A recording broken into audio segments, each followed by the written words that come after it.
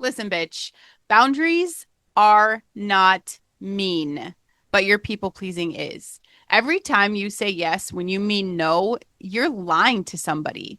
You're handing them a version of you that's not fucking real, and then you're turning around and you're quietly resenting them for taking it. That is not kindness. That is complete weakness that you're trying to dress up as just being nice and it runs your entire life. You are giving everybody power over you. You're giving them your time, your energy, your yes, all of it up for grabs to whoever asks loud enough or often enough.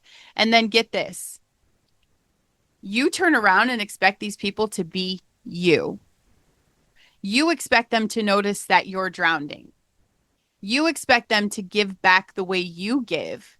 You expect them to protect your energy the way you never protect it your damn self. And they don't because they're not you and it's not their job to be you. So stop expecting you out of other people. Set your fucking boundaries. No is a one word answer. Hey, you guys, welcome to Listen Bitch Podcast. I am Brandon Lynette, voice authority podcast coach. Your mess is your message. Your potential is your purpose. So get the fuck over yourself and go build shit, okay? Your boundaries are going to hurt other people. They are. That's all there is to it. And it's going to hurt them more than it hurts you. And that, I promise you, is not your problem to carry. The people who benefit from you having no boundaries are the ones who will be the loudest when you finally set them. That's not a coincidence. That's the tell. That's the giveaway. A boundary only threatens people who are getting something from your lack of one. Before we go in, you guys know that today is brought to you by Super Patch every episode because this is what I wear before I come in here. 7 a.m., you guys, 7 a.m. in the mornings, I am live on TikTok. And you better believe that I put one of these bad boys on today. Peace Patch, because the second you start setting boundaries, your nervous system is going to scream that you did something wrong. You didn't. And the Peace Patch, it's going to support the calm and the stress relief while your body learns that protecting yourself is safe. These are all drug free. It's a big FU to big pharma. This is vibrotactile technology. I'll be the brain nerd for you guys. I'll be the brain nerd. You can trust the science, but this all works directly through your nervous system. And I keep the link in the show notes. You can go to brandonlynette.com, get into the episodes and find the show notes. But I want to kill the story today. I want to kill the bullshit story that you've been telling yourself. You think saying yes to everyone makes you a good person. Bitch, it does not. It makes you a tired person who is quietly keeping score. This is what's actually happening underneath every single yes you give. You say yes because no feels like danger. You're afraid. You're afraid of the disappointment. You're afraid of the conflict, the version of the conversation where somebody's upset with you, like that terrifies you. So you're out here protecting yourself from that discomfort by handing over your time. And then you're telling yourself you're just generous. That's not generosity. Generosity is a free choice. What you're doing is paying a fear tax and pretending it's like this beautiful gift. And this is the thing, it curdles. Every yes you didn't mean turns into resentment. You do the thing, you show up, you overextend, and then you sit there wondering why nobody appreciates it. Nobody gives back. And how come you're always the one holding everything together? Bitch, tell me that's not something you say to yourself all the time. Like, I'm tired of being the one that holds everything together. Everything together. You're the one that holds everything together. That resentment is not evidence that people are selfish. It's evidence that you've been saying yes to stuff that you could have said no to, and then blaming everybody else for the cost of your own inability to set a limit. People pleasing is not soft and sweet. It is manipulation. It's manipulation, and you're trying to put this like nice little face on it. You're trying to control. You are trying to control how people feel about you by never giving them a reason to be disappointed. Do you see that? That is not love. That is fear running your relationships. And you have to stop expecting you out of other people. I know that shit stings. I know this whole episode is going to make you feel uncomfortable in some type of way. And I'm going to say good because you keep getting hurt because you expect people to be you. You show up for everyone, so you expect everyone to show up for you. You anticipate people's needs, so you expect them to anticipate yours. You would never let a friend drown, so you can't understand why nobody notices that you're taking on water. Stop it. They are not you. There is not another you. They're never going to be you. Most people are operating at exactly the level of awareness they have. And I'm telling you right now, it's not the level that you are holding yourself to. When you expect your capacity out of people who don't have it, you set yourself up to be disappointed every single time. And then you use that disappointment as proof that you have to keep over functioning because nobody else will. I'm going to give you the reframe.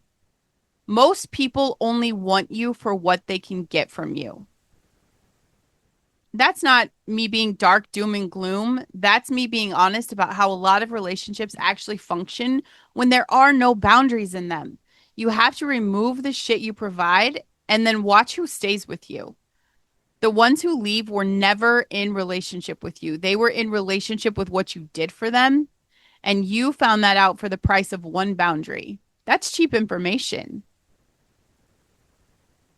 And the reason that no feels physically impossible, you guys, it's not a weakness of your character. It's just the wiring that you have programmed right now because your brain is a social survival machine. For most of human history, being cast out of the group, that meant death, right? So your brain treats social rejection as a genuine threat. When you go to say no and you feel that like tight clench in your chest, when you feel that heat in your face and the immediate urge to just suddenly explain or try to walk it back or make it soft, that's the amygdala firing the same alarm it would fire if you were in physical danger. Like your body cannot tell the difference between somebody being annoyed with you and a genuine threat to your survival. It's the same alarm, it's the same cortisol, it's the same brace for impact. So you learned early that yes makes the alarm stop. Yes keeps the peace. Yes keeps you in the group. And every time you said yes to make the discomfort go away, you strengthen that little pathway more until saying yes just is the automatic. And saying no is like you stepping off a cliff. But there is good news buried in that shit, okay? Neuroplasticity, one of the greatest gifts from God that we've ever been given. It doesn't care how deep the yes pathway is. Every single time you say no and you survive it, and you will survive it. You will survive it. Your brain gets new data. Nobody died. The group did not cast you out. The alarm was lying. And if you do that enough times and the no pathway gets stronger while the panic gets quieter, the first no, you guys, I will tell you, it's the hardest. The 100th no is nothing. I dish that shit out like all day, every day. You're not fixing a character flaw. You're just retraining an alarm system that's been miscalibrated your entire life. And every no removes a source of chronic activation from your body. That unboundaried life, it's keeping your nervous system braced all day, every day, because you're constantly available for the next demand. And boundaries let your body stop bracing. Like it can finally relax. You can unclench your jaw. You could drop your shoulders. You can slow your breathing. Think about your phone battery. You would never hand your phone to a stranger and let them run whatever they wanted on it all day long, draining it to nothing. And then you act shocked when it dies at 2 p.m. and you have no way to call anybody. You protect your battery. You protect it. You close the apps that are eating up the battery in the background. You say no to the update that's going to slow it down. You guard the battery because you know that a dead phone helps nobody, but you hand your actual battery. You hand your energy, you hand your time, you hand over your nervous system to everybody who asks. You let their emergencies run in the background all fucking day. You let the guilt apps drain you, and then you're stunned when you hit 2 p.m. with nothing left for your own kids, your own work, or your own calling. Boundaries are just closing the apps that are draining your battery for shit that was never yours to power. That's it. It's not mean to close an app that's killing your phone. That's called fucking maintenance. You do it so the phone can do the shit it was actually built to do. Stop letting other people run your battery to zero and then blaming yourself for being tired. I had a woman on my show that I interviewed a while back spend her whole life as the person everyone leaned on. Like this was part of, I say this every day, your message, and this is part of her mess. She was the fixer. She's the person that everybody leaned on. She's the one that showed up with the casserole. She's the one that always remembered birthdays. She dropped everything when anyone called, and she was proud of it. Like that was her whole identity.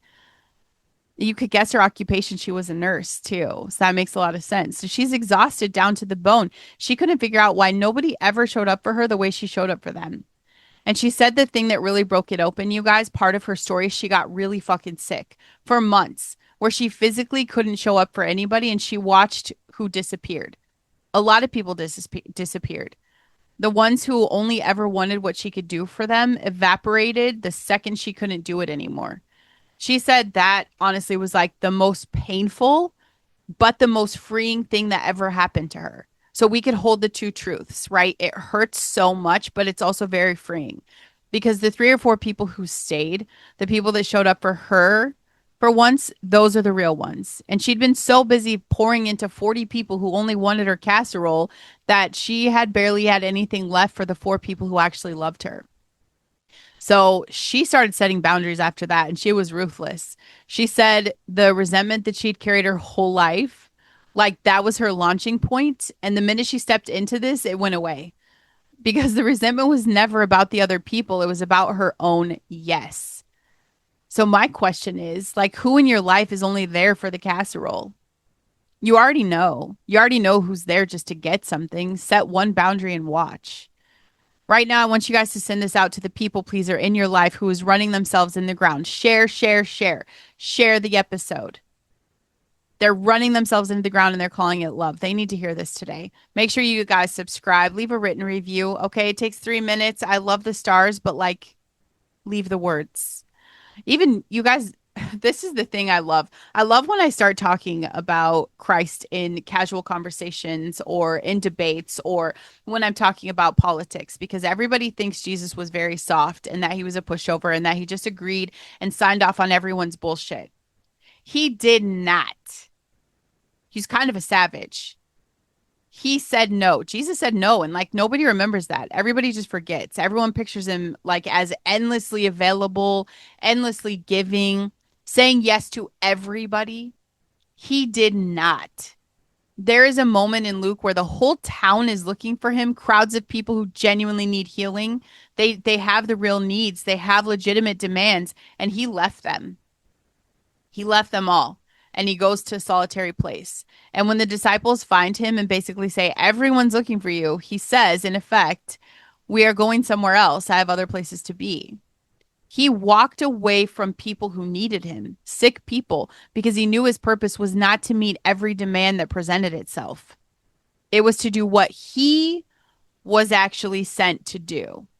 And you cannot do what you're sent to do if you say yes to every bullshit thing that asks for you.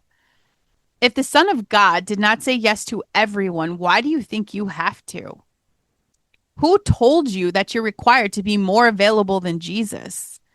Your no is not a moral failure. It's how you protect the yes that actually matters.